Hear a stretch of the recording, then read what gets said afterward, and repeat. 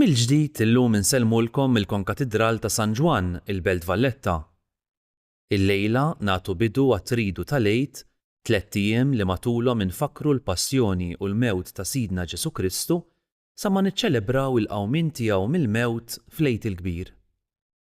Minn hawn u ftit mumenti oħra infakru t-tifkira solenni tal-Ikla tal-Mulej immexxija mill-Arċisqof Charles Scicluna. F'dan il-jum il-Knisja tfakkar żewġ sagramenti: it-twaqqif tal-Ewkaristija meta Ġesu nnifsu biddel il-ħobs u l-inbit fil-ġisem u d-demm imqaddes tiegħu, u s-sagrament tal-Ordni Sagri, issimbolizzat fil-ħasil ta' riġlejn. Matul din il-quddiesa nitolbu biex nersqu aktar viċin fl-imħabba u d-tbatija tal-Mulej ħalli nsibu modi kif nistgħu ngħinu lil min hu mwarrab u fil-bżonn.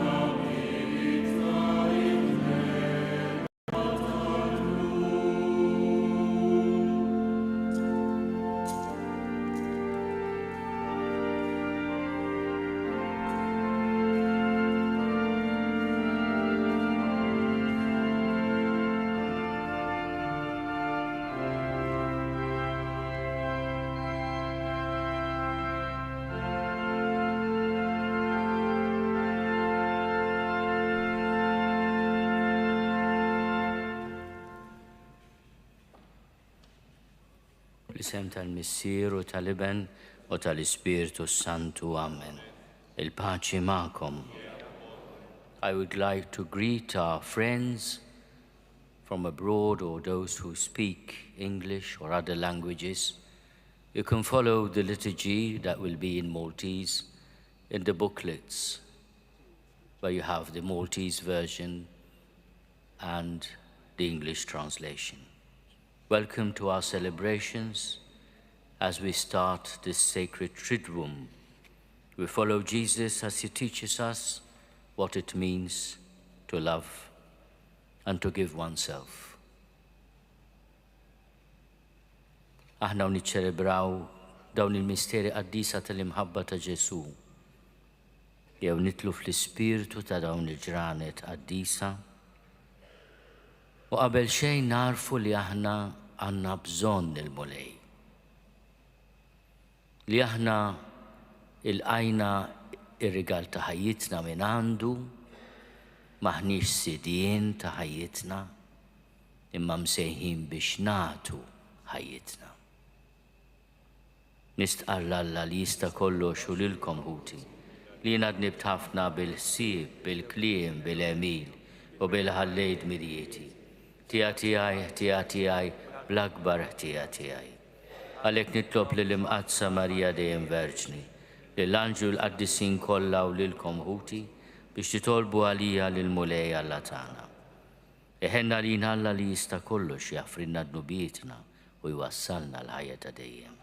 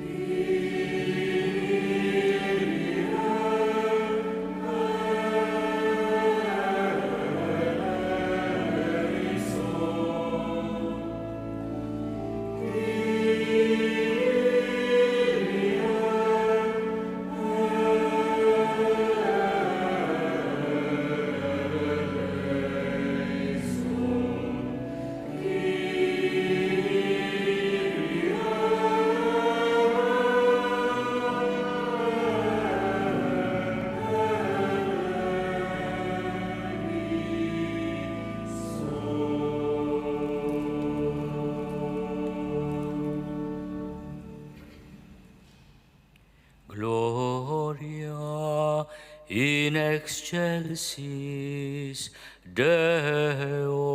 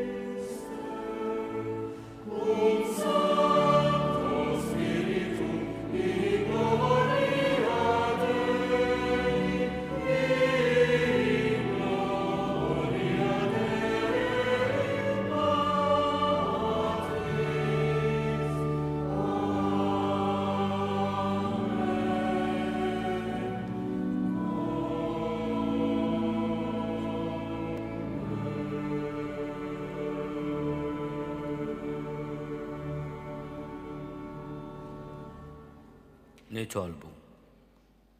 U Alla aħna llum inġbarna biex niċċelebraw l-ikla qaddisa meta ibnek il-waħdini qabel ma nata l-mewt ħalla l-Knisja is-sagrifiċċju l-ġdid li jibqa' l dejjem u l-ikla ta' mħabbtu. Għamel li minn misteru kbir nieħdu l-imħabba u l-ħajja fil-milja kollha tagħhom. Bibnek Ġesu Kristu Sidna li Alla u li miegħek jgħixu jsaltan flimkien mal-Ispirtu Santu għal dejjem ta' dejjem.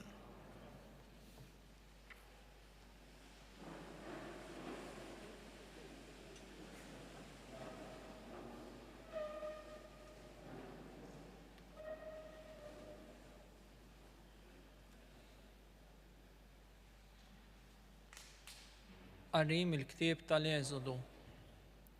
Il-mulej kellem lil Mosè u lil Aaron fl-art tal-Eġittu u qalilhom: dan ix-xahar ikun għalikom l-ewwel fost ix-xhur, ikun ilkom l-ewwel xahar tas-sena.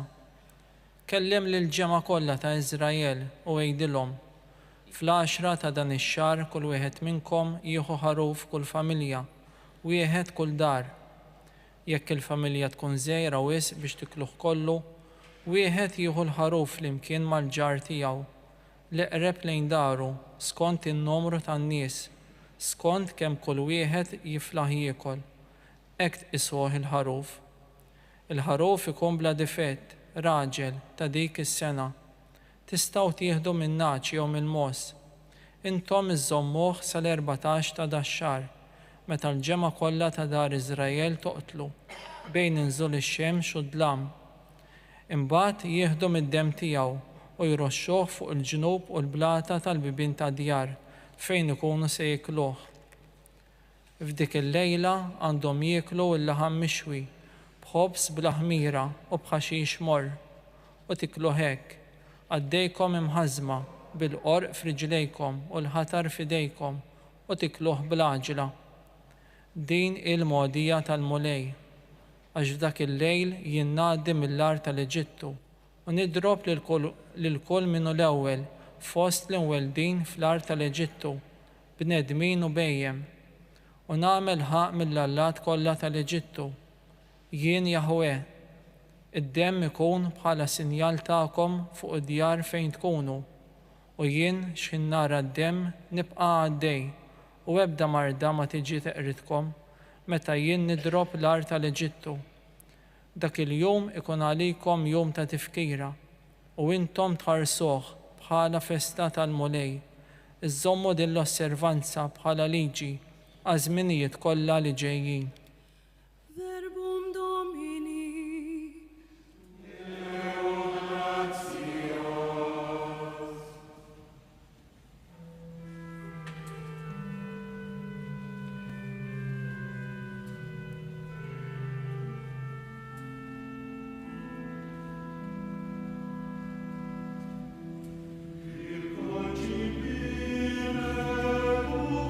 Circa, ma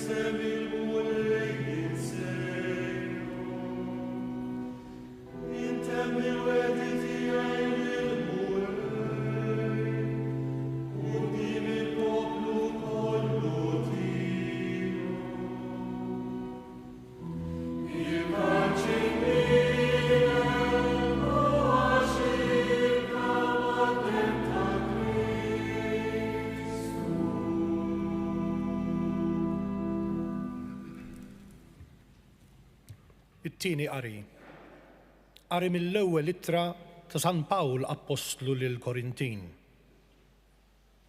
Ħuti, jien irċevejt mingħand il-mulej it-tagħlim li għaddejt lilkom. Jiġifieri li l-mulej Ġesu fil-lejl li fih kien ittradut ħal ħobs u wara li ratt il-ħajr qasmu u qal dan hu ġismi li jingħata għalikom. Għamlu dan b'tifkira tiegħi. Hekk ukoll għamel bil-kalċi wara li kiel qal dan il-kalċi u l-patt il-ġdid b'demmi. Għamlu dan kull meta tixorbu b'tifkira tiegħi. Mela kull meta tieklu dan il-ħobs u tixorbu dan il-kalċi, intom ixxandru l-mewt tal-mulej sa ma jiġi. Verbum Domini.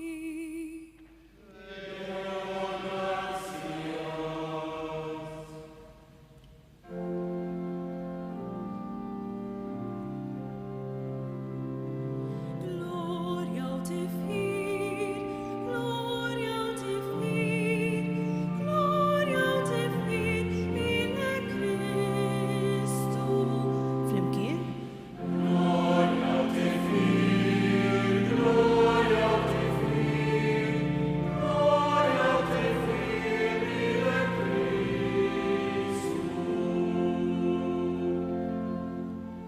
Natikom commandament ġdid il-mulej li tħobbu lil xulxin bħalma ħabbejtkom jien.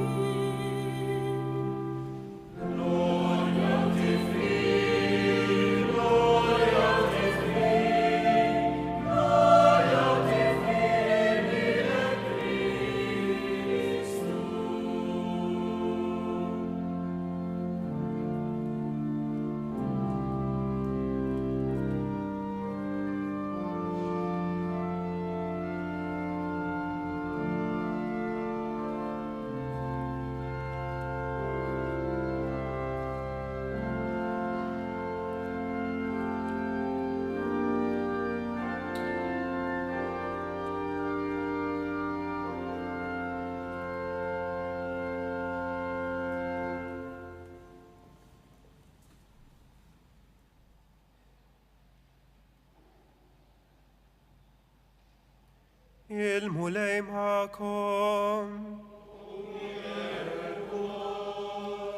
Qari mill-Evanġelju skont San Ġwan.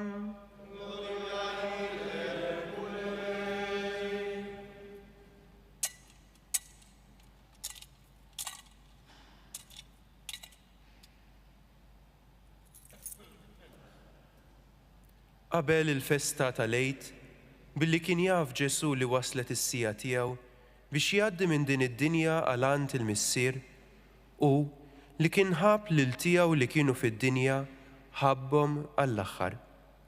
Kienu qegħdin għall-ikel. Ix-xitan kien ġa webbel lil Ġuda ta' Xmun l-Iskarjota u daħħallu f'rasu li jitradih. Ġesu kien jaf li l-missier taħ kollox fidejh u li hu kien ġej minn għand Alla u kien sejjer għand Alla. Qam minn fuq il-mejda, neħħa l-mantar minn fuqu, ħa fardal u rabtu ma' qaddu. Imbagħad ferra l-ilma fil-lembija u beda jaħsel saqajn id-dixxipli u jixxuttaħħomlhom bil-fardal li kellu ma' qaddu. Meta wasal fuq Xmon Pietru u dan qallu, int mulej taħsilli saqajja? Ġesu wieġbu. Inta lissa ma tafx qiegħed nagħmel. Tifmu aktar il-qudiem. Qallu Pietru, ma jkun qatt li inti taħsilli saqajja. Wieġbu Ġesu. Jekk ma naħsillekx saqajk ma jkollokx x'taqsam miegħi. Qallu Xmon Pietru. Mulej, mhux saqajja biss imma jdejja u rasi wkoll. Qallu Ġesu. Minnu maħsul m'għandux għalfejn jinħasel kollu ħlief saqajh, għax hu kollu kemm hu nadif u intom indaf, imma mhux il-koll. Għax hu kien jaf min kien sejjer jitradih, għalhekk qal m'intomx il-koll indaf. wara li ħaslilhom saqajhom, libes il-mantar u reġaqat fuq il-mejda u qalilhom: tafu x'għamiltilkom? Intom issejħuli li mallem u l-mulej u tgħidu sewwa għax hekk jien. Mela jekk jien li jien il-mulej u li mallem ħsiltilkom saqajkom, hekk intom għandkom taħslu saqajn xulxin, għax jien tajtkom eżempju biex kif għamilt jien magħkom, hekk tagħmlu intom ukoll. Verbum Domini. Laus tibi Christi.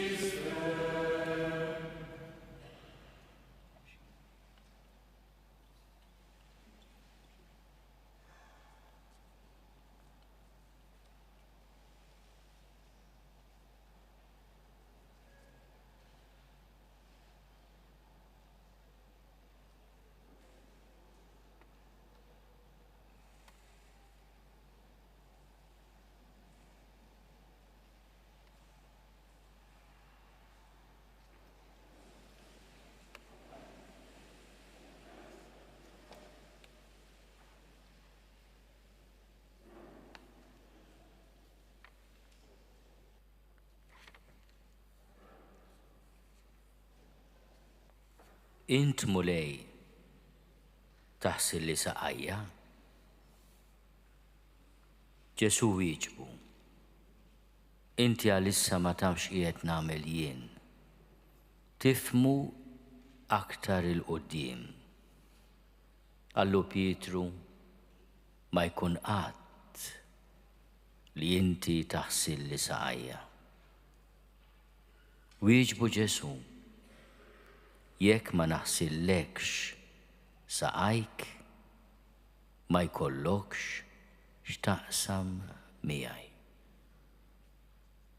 Kemm hija qawwija din ir-risposta ta' Ġesu. Pietru qed joġġezzjona għaliex ma jistax jifhem kif il-mulej u l-imgħallem jitbaxxa daqshekk li jieħu fuqu ix-xogħol u rwol tal-sir, jinżaq il-mantar, jitħażżem b'fardal u jaħsel saqajn id-dixxipli. Inti għalissa ma tafx qiegħed nagħmel jien. Tifmu aktar il-qudiem. Illum wara l-ġimgħa l-kbira u lejt il-kbir, aħna nistgħu nifhmu x'rid jagħmel Ġesu. Bil-ġest tiegħu li se nirrepetu minn hawn u ftit ieħor. Qed infakru l-għotja totali tiegħu. Hija għotja ta' mħabba, mhux l-emil ta' skjaf, imma l-emil ta' mgħallem u mulej li jagħti ħajtu. U meta jgħidilna għamlu intom ukoll hekk lil xulxin, qed jgħallimna li l-imħabba ta' bejnietna trid tkun imħabba ta' vera li tagħti ħajtek u tagħti ħajtek bil-qalb. Intom issejħuli l-imgħallem u l-mulej u tajdu sewwa għax hekk jien. Mela jekk jien li jiena l-mulej u l-imgħallem siltilkom saqajkom, hekk intom għandkom taħslu saqajn xulxin. Ma Pietru li Ġesu lejla ngħidulu mulej mhux saqajja biss, imma idejja u rasi ukoll. L-ewwel jgħidlu ma jkun qatt, imbagħad meta jifhem li din hija l-kundizzjonijiet li jitlob Ġesu biex tkun miegħu, li tħallih jaħsillek saqajk. Jgħidlu aħsilni kolni kemm jien. Mhux biss saqajja imma idejja u rasi ukoll. Il-qaddisin kbar tal-Knisja, l-orrif tal-Knisja, aħna nsejħulhom il-patres, il-missirijiet. Din ir-risposta ta' Pietru jaraw ukoll il-kap u l-blata tal-Knisja li titkellem f'isimna. Mhux saqajna biss, imma jdejna u rasna ukoll. Pietru jinkludi lili u lilek miegħu. Meta lil-mulej iċedilu għal-ġest li jaħsillu saqajh. Il-mulej jitkellem fuq ħasil li jfisser li inti tixtieq tassew tkun miegħu. Għandu bżonn il-ħasil min jifhem li mhux nadif. U aħna nitolbu l-mulej biex jaħsilna, biex jippurifikana, biex jisalvana.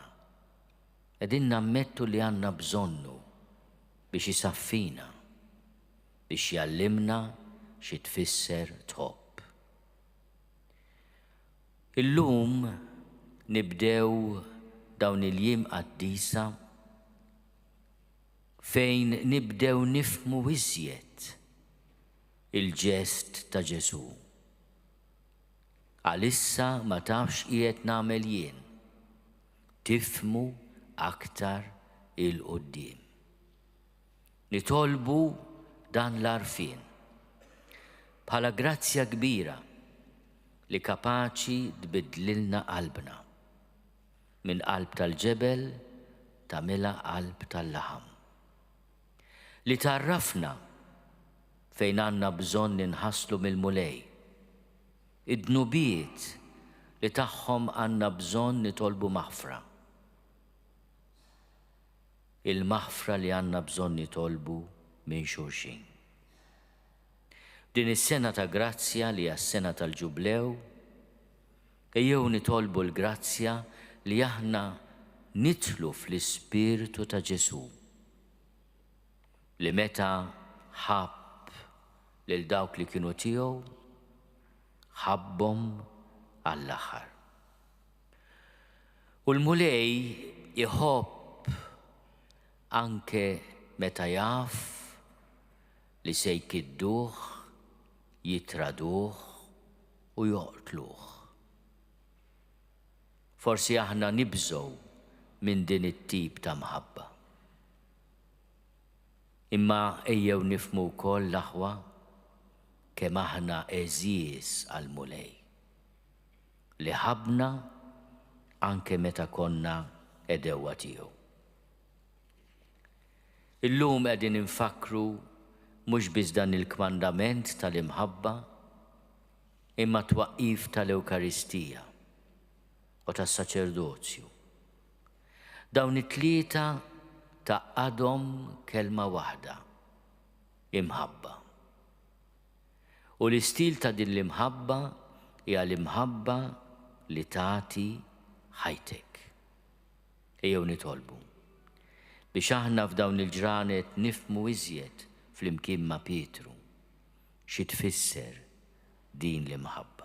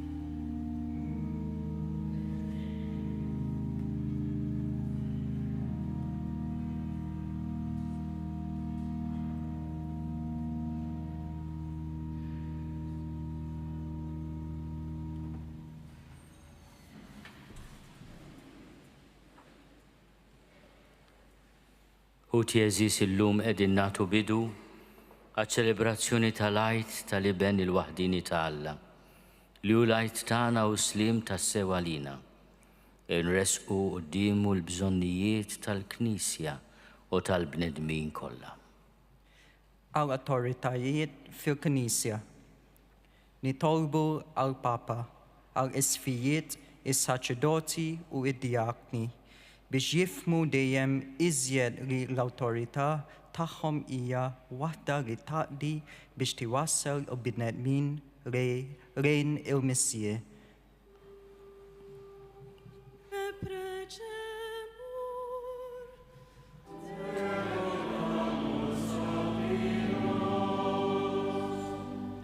Għal-mexxija tal-ġinus, nitolbu għal dawk li għandhom affdata f'idejhom it-timixxja tal-popli biex qatt ma jużaw is-seta tagħhom babus imma għal iżvilupp tad-dinjità tal-bniedem bl-imħabba u ġustizzja.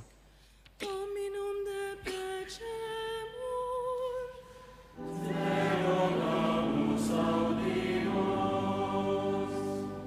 Għal vokazzjonijiet, nitolbu l-sid il-ħsad ħalli jibqad ħadima għadisa fil-qalqa tiegħu u jagħtihom il-qawwa, il-kuraġġ u l-imħabba biex inkunu lesti jaħdmu it-fid miegħu għal ġid tal-bnedmin kollha. Dominum de precemur.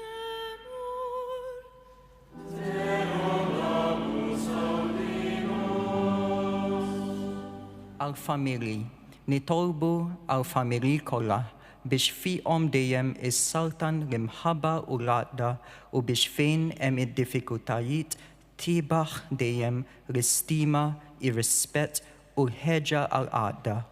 Dominum de precemur.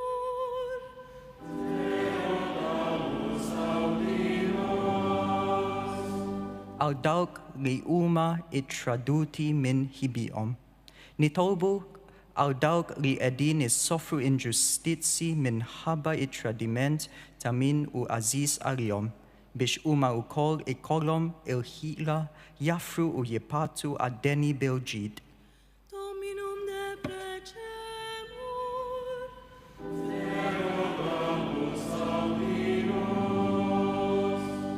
Għalina il-koll, nitolbu għalina il-koll biex dan il-misterju tal-għid li qegħdin niċċelebraw ikun sinell li jħarri marka fil-ħajja tagħna u jagħtina l-qawwa biex nibdlu ħajjitna u nimxu fuq il-passi tal-imħarrem tagħna.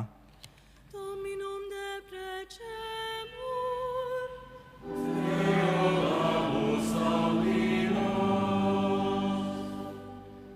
U Alla missier ta' mħabba bla tarf, inti urejtna kemm tħobbna bil-ħajja, il-mewt u l-qawmien ta' ibnek. Isma' dawn it-talbiet li aħna bħala wliedek qegħdin nagħmlulek. U għatina dak kollu li hu ta' ġid għalina bi Kristu Sidna.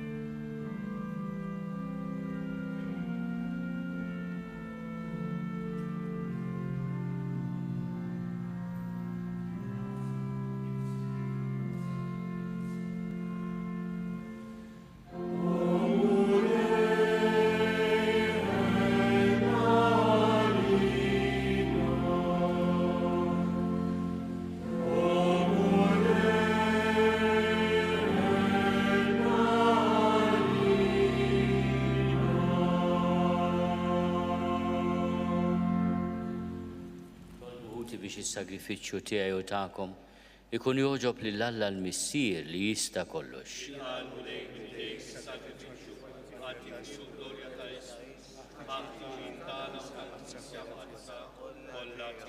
Għatina mulej li niċċelebraw dawn il-misteri kif jixraq, għax kull darba li nġeddu t-tifkira ta' dan is-sagrifiċċju iseħħ l-emil tal-fidwa tagħna bi Kristu Sidna. Il-mulej magħkom. U miegħek ukoll. Nerfgħu qlubna l fuq. Nerfgħu lejn il-mulej. Niżuħajl il-mulej Alla tagħna. Hekk sewwa u xieraq. Sewwa u xieraq tas-sew mulej missier qaddis. Alla ta' dejjem li tista' kollox. Tajjeb u taġi tas-salvazzjoni tagħna li dejjem kull imkien irodulek ħaj bi Kristu Sidna. Kull qassis tas-sew u ta' dejjem kien u l-ewwel li offrilek lilu nnifsu bħala l-vittma għas-salvazzjoni tagħna. U rrid li b'tifkira tiegħu nibqgħu nagħmlu din l-offerta. Meta niklu l-ġisem tiegħu is-sagrifikat għalina, aħna nimtlew bis-saħħa. U meta nixorbu demmu imxerret għalina, nindafu minn ħtijietna. Għalhekk mal-anġli u mal-arkanġli, mat-troni u mad-dominazzjonijiet, baqtajja kollha tal-eżerċiti tas-sema, intennu l-innu tal-glorja tiegħek u ngħidu bla qiegħda.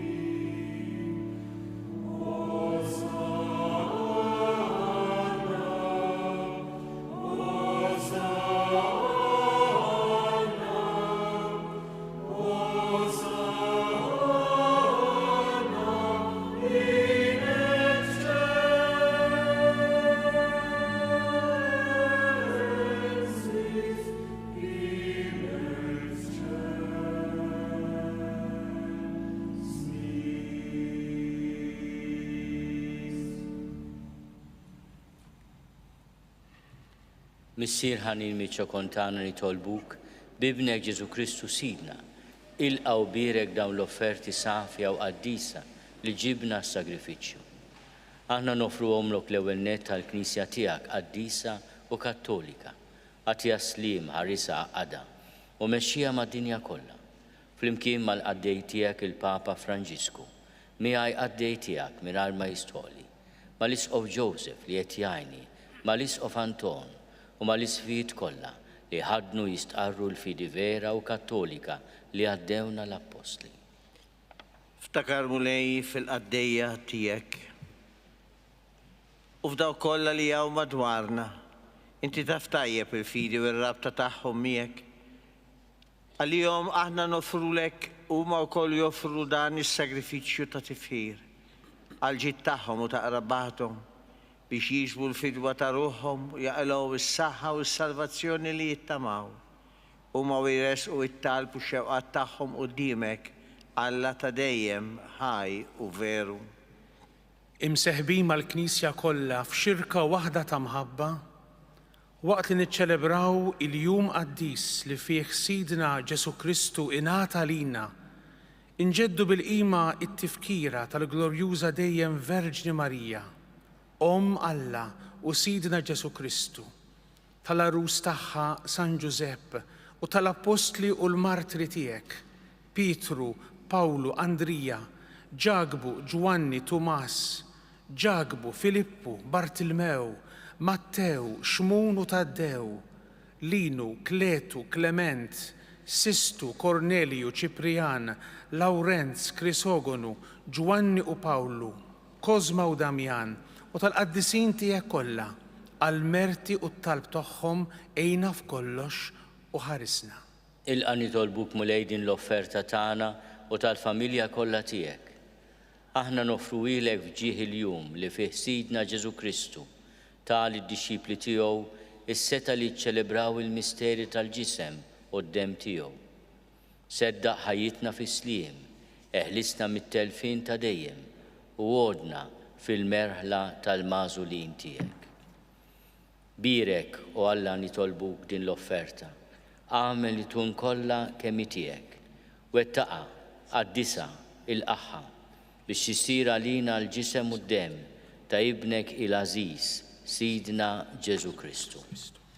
U għaw l-lejl qabel ma bata s-salvazzjoni tagħna u ta' kulħadd jiġifieri f'dan il-jum. Ħal ħobs li dejn qaddisa u imbirka tiegħu, refajnieh lejn is-sema, lejk Alla missieru li tista' kollox, radlek il-ħajr, birek, qasam, tal id-dixxipli tiegħu u qal, ħudu u kulu l-koll minn dan, għax dan huwa ġismi li jingħata għalikom.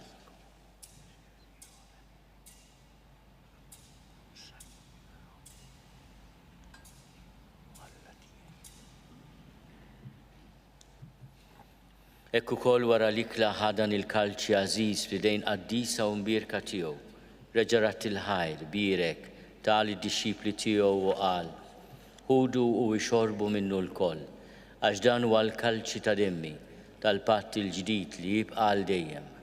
Id-dem li jxerret għalikom u għall-bnedmin kollha għal maħfra ta' dnubiet. Għamlu dan b'tifkira tiegħi.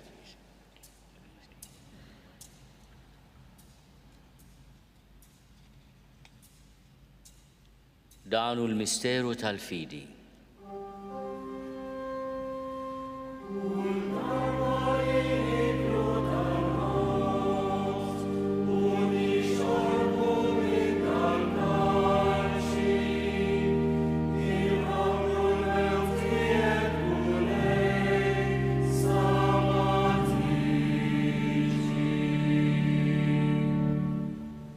Għalhekk mulej aħna ministri tiegħek u l-poplu qaddis tiegħek, aħna nagħmlu dam tifkira tal-passjoni mqazza tal-istess Ibnek Ġesu Kristu Sidna, tal-qawmin tiegħu mill-imwiet u tat-tluħ glorjuż tiegħu fis-sema. Noffru lis-seb tiegħek bla tarf mill-ġid li inti stess tajtna, vittma safja, qaddisa bla teba, il-ħobs qaddis tal-ħajja ta' dejjem u l-kalċi tas-salvazzjoni bla tmiem.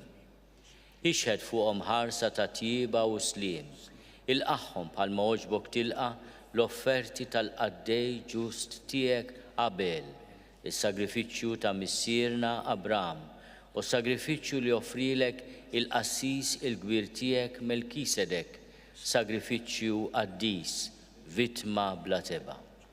Fiċ-ċokontana nitolbuk Alla li tista' kollox, għamel l-anġlu qaddis tiegħek iwassalhom quddiem l-artar tiegħek fis-sema biex aħna l-koll li nieħdu semna mill-altar u nitqarbnu bil-ġisem imqaddes ta' ibnek nimtlew kull barka u grazzja tas-sema.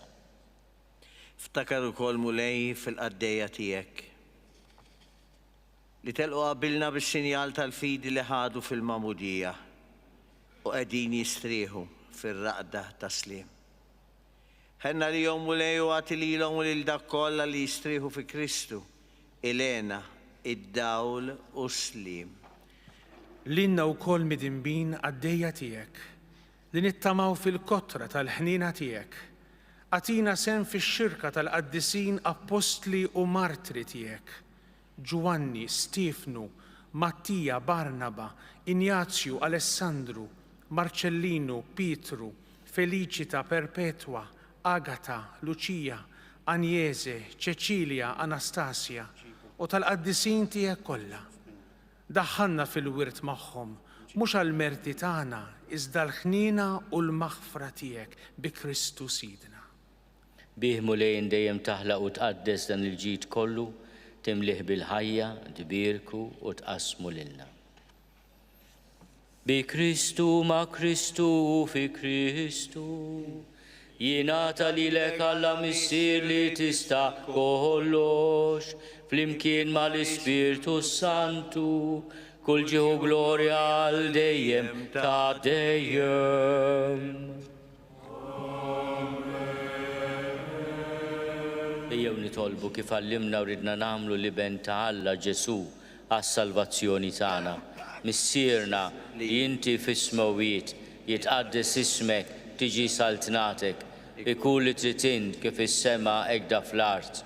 Ħobżna ta' kuljum atina llum, aħfrinna dnubietna bħalma naħfru li minnu ħati għalina.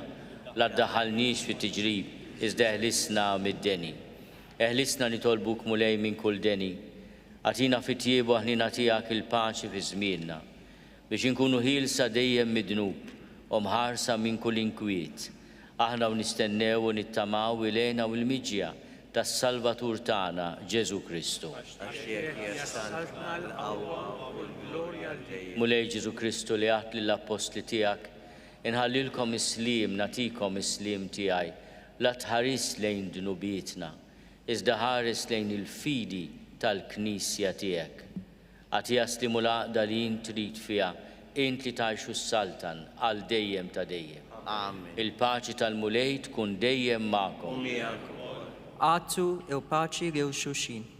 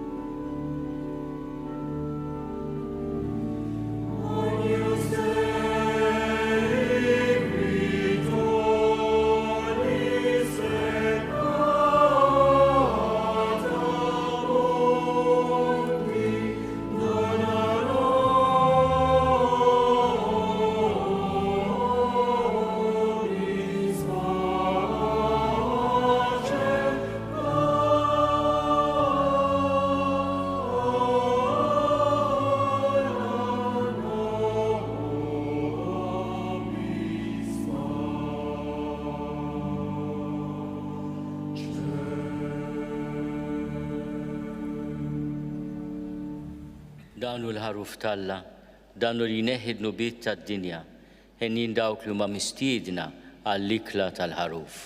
Mulej ma jistoqlix li tidħol taħt is-saqaf tiegħi, iżda biss kelma waħda u ruħi tkun infejqa.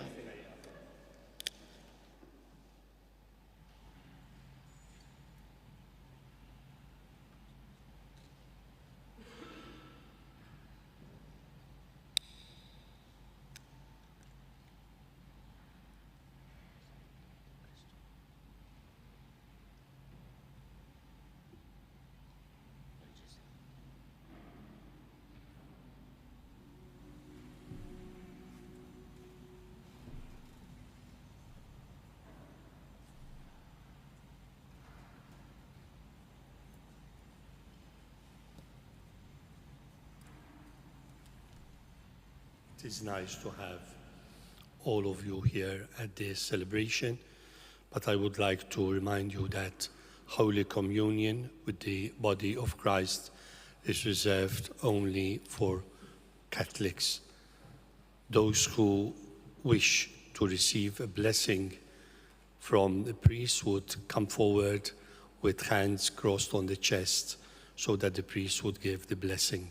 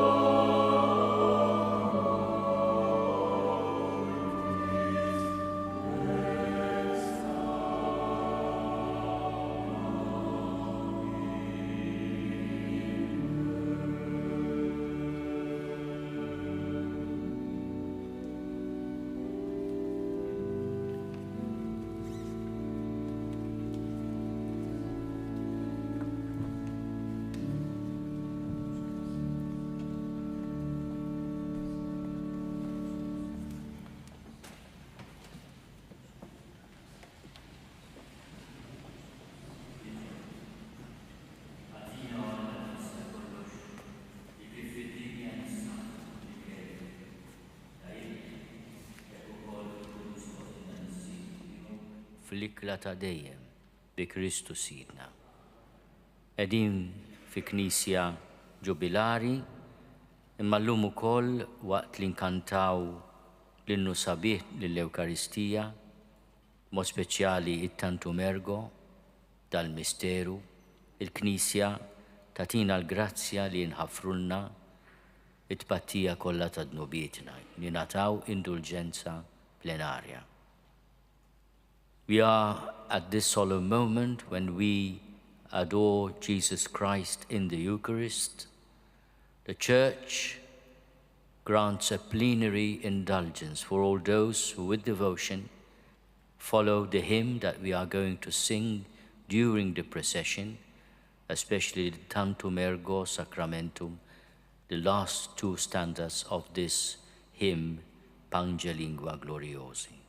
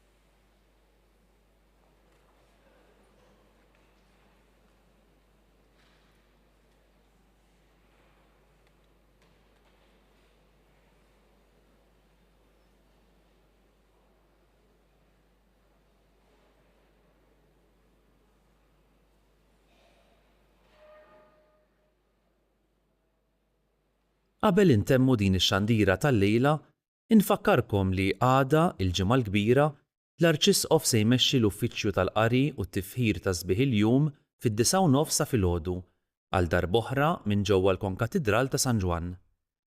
Il-pubbliku mistieden jattendi jew anki jsegwi fuq TVM jew online. Għada wkoll fit-3:09 ta' wara nofsinhar issir l-azzjoni liturġika tal-Passjoni u l-Mewt tal-Mulej dejjem fil-Konkatedral ta' San Ġwan il-Belt Valletta. Kulħadd mistieden jattendi għal din il-funzjoni. Inħeġġukom sabiex f'dawn il-jiem qaddisa tattendu tipparteċipaw fiċ-ċelebrazzjonijiet ta' tridu tal-Għid fil-parroċċi. Żur il-website randan.knisja.mt għal riflessjonijiet, talb u riżorsi għal dan iż-żmien kif ukoll biex tkun tista' tieħu sehem fiċ-ċelebrazzjonijiet tal-parroċċa tiegħek jew ta' parroċċi oħra. Nawguralkom il-lejl it-tajjeb.